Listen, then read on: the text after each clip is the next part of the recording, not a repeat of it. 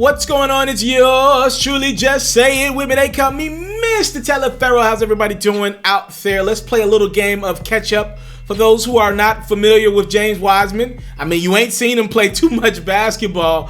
I'm from Memphis, so I've been following James Wiseman for a few years. This will be the number one pick in the 2020 NBA draft. He's a forward/center out of Tennessee, the Tennessee area. He pretty much, just to make a long story short for you guys, James Wiseman was playing basketball for Penny Hardaway's AAU team and then his high school team. Penny was a high school coach for East in Memphis, Tennessee. Go do your research on them. They've won a few state championships over the last 4 or 5 years since Penny took over.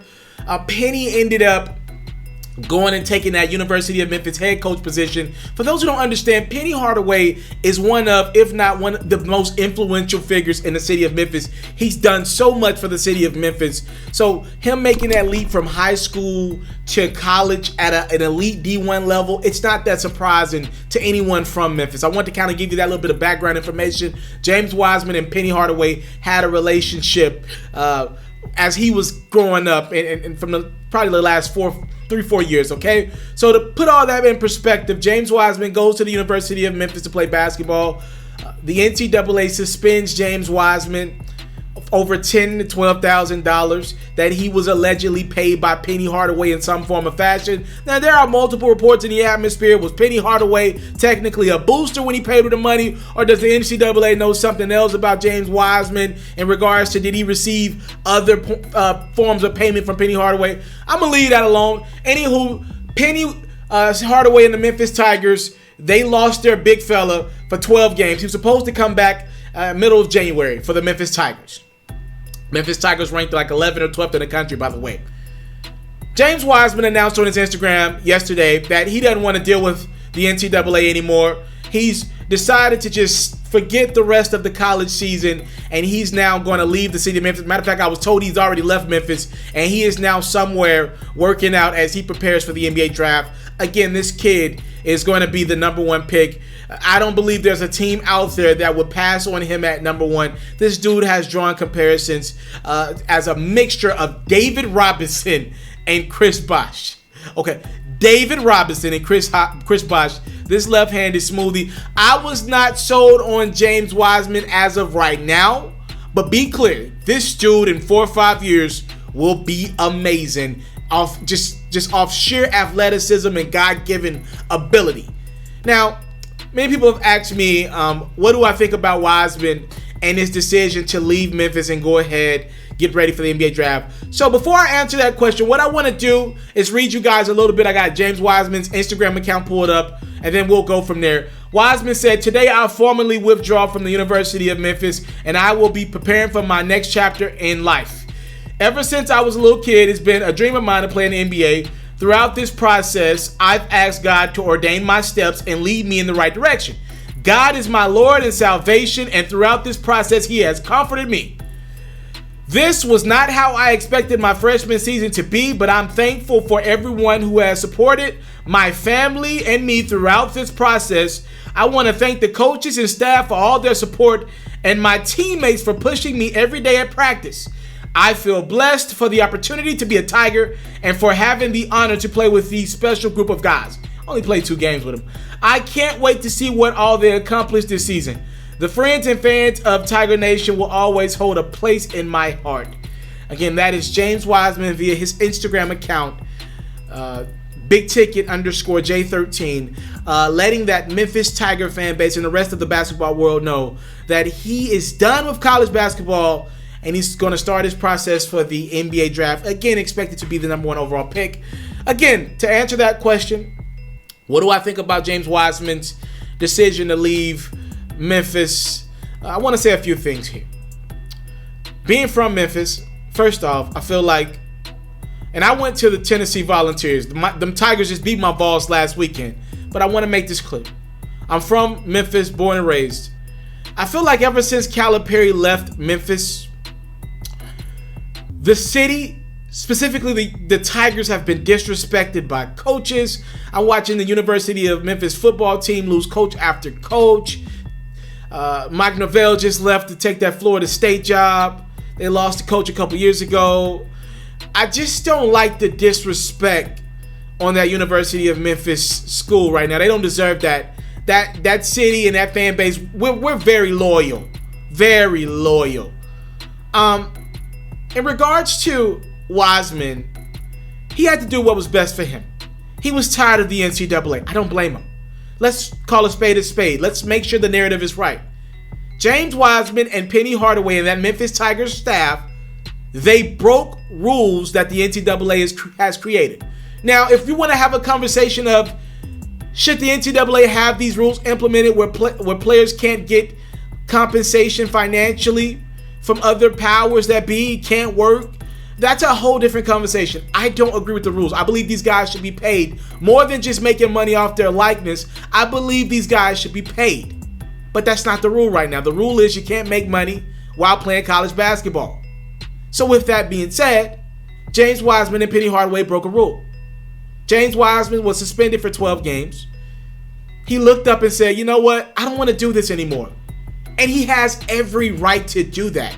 I do believe James Wiseman's decision hurts Penny, and according to Shams, he does believe that he's reporting that Penny Hardaway tried everything in him to get Wiseman to come back. He started to sell Wiseman on, don't let your teammates down. Don't be looked at as a quitter. We need you. You're only going to be playing basketball for a couple months after your suspension. How about you come back, look great in March Madness, and then go on to the next level? You're only going to be on campus for a few more months. Wiseman opted not to do that. And I can't be mad at that young man for making a business decision. You know what I believe really played into Wiseman's decision? He looked around. Anthony Edwards, another expected top 3 pick, is balling out for Georgia, but he's playing for Georgia. The expectations are very low. LaMelo Ball, another top 3, top 4 pick, he's playing basketball out the country right now.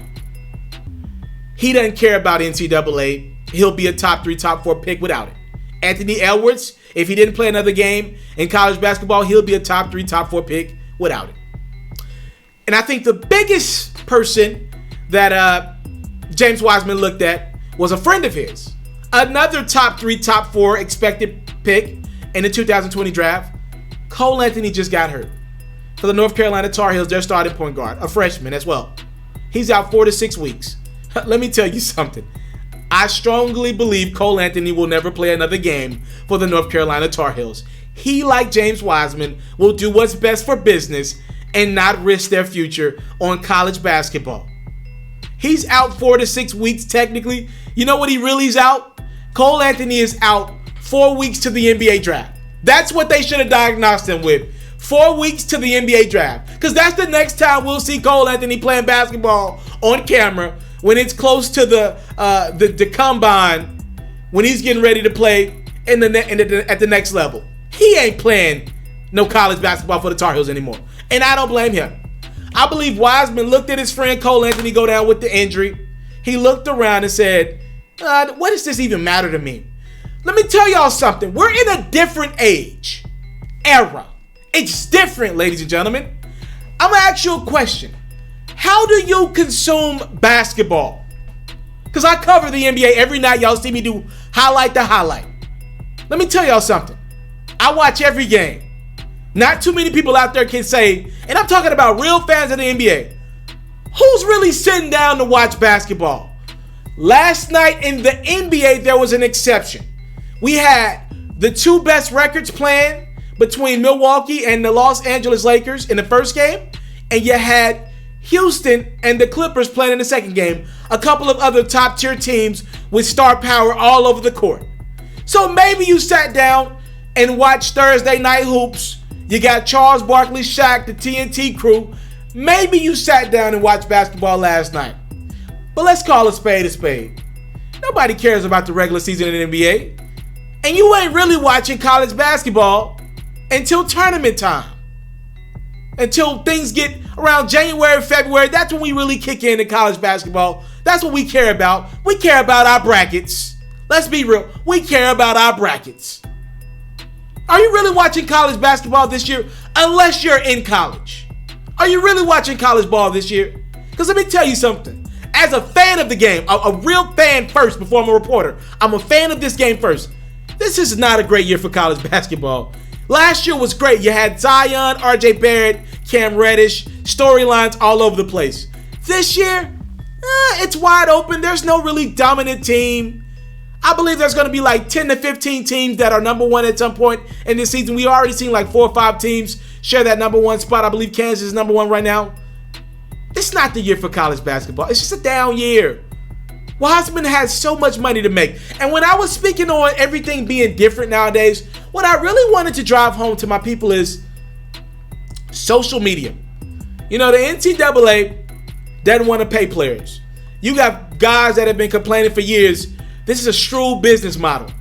You guys don't want to pay players. Well, the NCAA has ignored all the complaints from players, former players, current players. They've ignored all those complaints. You want to know what's going to make the NCAA change their rule on paying players? Social media. What the heck do you mean, Taliaferro? Hear me out. The NCAA used to offer guys like Jalen Rose, Grant Hill, Christian Laettner, Rip Hamilton, Emeka Okafor, Carmelo Anthony. The NCAA used to offer these guys a voice, a platform. Dwayne Wade. You know, the list goes on and on. Kemba Walker. The NCAA used to be a place where you could showcase your talents. Move up in the draft. Prove that you're number one. It was 8 months for players, freshmen, to showcase their talents. And for some 2, 3 year, 4 year players, some of these guys are able to sneak into the draft. But for these premier lottery picks, I'm talking about the creme de la creme, they don't need the NCAA anymore. They got Ball is Life, House of Highlights, specifically Ball is Life. In high school, these kids got hundreds of thousands of followers. They're walking into the NBA with millions of followers. They got fan bases. Everyone knows who they are. The right people know. You got Rivals.com covering these high school athletes every step of the way. ESPN, a lot of other good sites, CBS, all these great sites, and a plethora of sites as well on the local levels as well, covering these high school athletes. They got followers, clout. They don't need NCAA. It's a shrewd business model. Social media has interrupted the NCAA's model for a lot of reasons. Number one, like I told you, these kids already got followers. They already got exposure, popularity. NCAA don't do that for them anymore. Number two, social media has further exposed this crappy business model from the standpoint of NCAA's making millions upon billions of dollars, all these colleges as well, and these kids get nothing. You want to know the most disrespectful and distasteful thing I saw last year in the NCAA basketball season? The lowest ticket, I believe, to get into the first Duke North Carolina game last year, the one where Zion busted through his shoe, what was it, like $10,000 to get in? I believe Barack Obama was president that game. Yeah, the lowest ticket was like 10 grand. You know, NCAA keeps telling me that it's all about the kids. They keep telling us we're offering these kids a free education. Okay. Well, if you went to college, you understand the refund model. I was a benefit of refund. I went to a college based on being African American from a poverty-infested area. That's how I got into Tennessee, right? That's literally how I got into Tennessee. With that model, I got a full ride. My grades were good, don't get me wrong, but that wasn't the only reason why I got into Tennessee. I got into Tennessee because I was black, and again, I lived in a poverty-infested area. So with that being said, I was able not only to get my tuition paid, my room and board paid, and I got books paid for. So they give you a substantial amount for books. I used a little bit of that money for used books, but the other part of that was money refunded to my pocket. And then after 2 years, you stay off campus, so you get all that money back to you in a refund format, right? Right? And you use that refund money for whatever you need to do. For me, it was to make ends meet, right? When I couldn't work. So if the NCAA wants to keep telling me it's all about the kids, their education, a couple things here. Number one, these kids are playing for their sport so much they don't have time to focus on their education. Let's get past that. Number two, and more importantly, if it's all about the kids, how come y'all keep raising the prices for y'all tickets? If it's all about the kids, how come year after year the ticket prices go up? These arenas still seat the same number of people. Cameron Indoor seats the same number of people it did 10 years ago. How come y'all keep raising the price of that ticket? You want to know something? With college basketball being down this year, there is no Zion Williamson matchup versus a really great North Carolina team this year. North Carolina's not ranked right now. Cole Anthony's going to be out of the lineup most likely when Duke and North Carolina play each other. I bet you those tickets won't be $10,000 a seat this year. They'll still be expensive, but they won't be as expensive as last year. You want to know why? The players on the court this year are different from the ones on the court last year. There's no Cam Reddish, no RJ Barrett, no Zion Williamson. You want to know who's still there? Coach K is still there. Coach Roy Williams is still there. They don't drive the needle for those tickets. The players do. So don't give me that crap that it's all about the kids' education when last year you were charging $10,000 a seat for people to see Zion Williamson play basketball. And what did he do? 43 seconds into the game, he busted through his shoe. You want to know how much money he got paid for that game? Nothing. Now, what if Zion Williamson would have tore his Achilles? Hell, to be real with you, Zion ain't been the same since he tore through that shoe. If you want to be honest, think about it. He played one half of the G League. He did return for Duke and go back, and he played well in the tournament, right? But think about it. He played one half of the G League.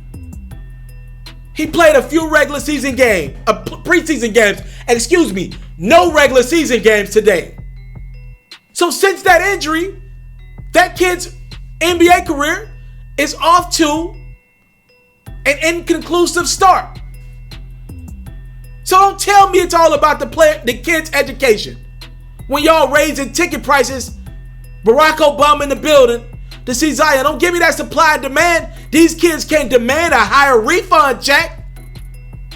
Y'all raising y'all prices on tickets. So when we get back to James Wiseman, he don't care about college basketball. Because college basketball ain't have the best interest for Wiseman. I don't blame that kid. Bye. Y'all want to suspend me and then tell me I got to pay $12,000 back to a charity? I'm not paying y'all crap. And I hope with him leaving college basketball, he doesn't have to pay that money back. I hope he don't got to pay y'all that money back. Forget y'all. Forget college basketball.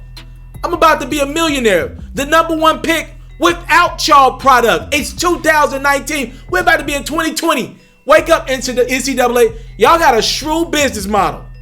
These kids don't need y'all. They got social media. You into sports, we got you. NFL news, I got you. NBA news, NBA highlights, NBA full coverage, feature stories, all that great stuff, I got you. We even got a little bit of Madden and 2K mixed in. Subscribe to this platform, and I got you. More quality content on the way. Subscribe.